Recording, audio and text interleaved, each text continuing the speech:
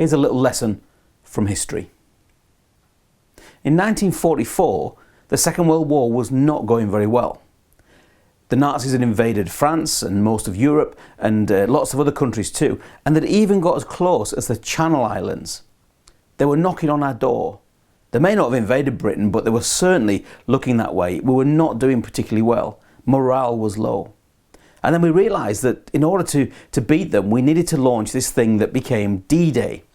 D-Day, getting all the ships, all the tanks, all the armoured carriers, all the soldiers we could, and get them into France and push back the Nazis. That's what we knew we had to do. But there was a problem, and that problem was fuel.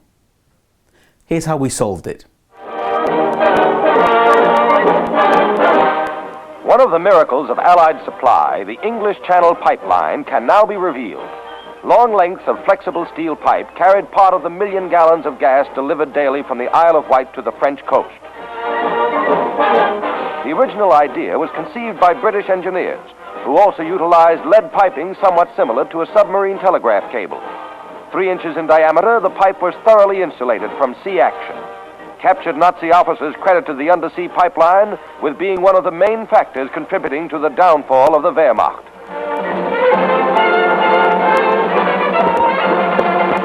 Following a test operation, cable ships began paying out the pipe soon after D-Day.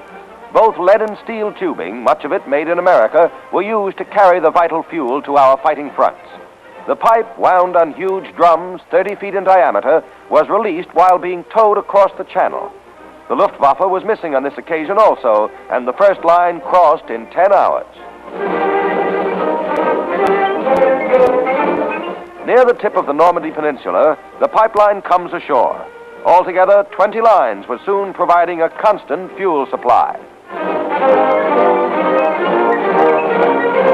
Carefully camouflaged buildings in the southeastern part of England hid pumping stations from enemy eyes.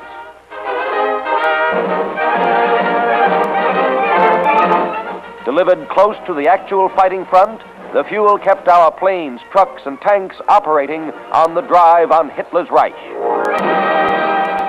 Isn't that amazing?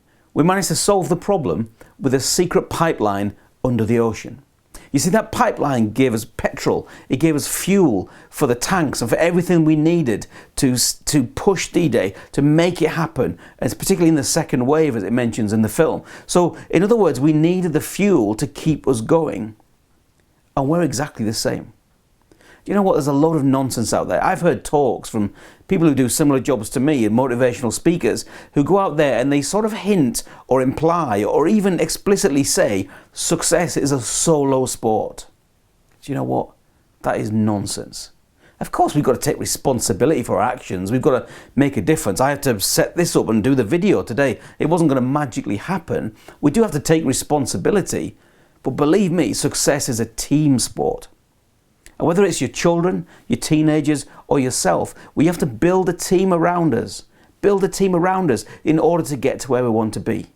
People who can encourage us and coach us and mentor us and help us, and somebody even just to listen to us, to have a cup of tea with, to have a little video chat with, someone that we can just connect with, to build a team around us, because that's how we succeed. We never do this on our own. So my question to you today is simply, who's on your team? Who's in the pipeline? Who's giving you fuel? Who's giving you life? Is it a family member?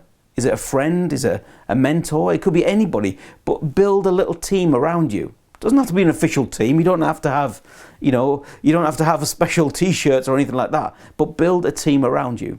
I certainly have, and I know that it's one of the best things that I ever did. Success is a team sport. Build a team around you.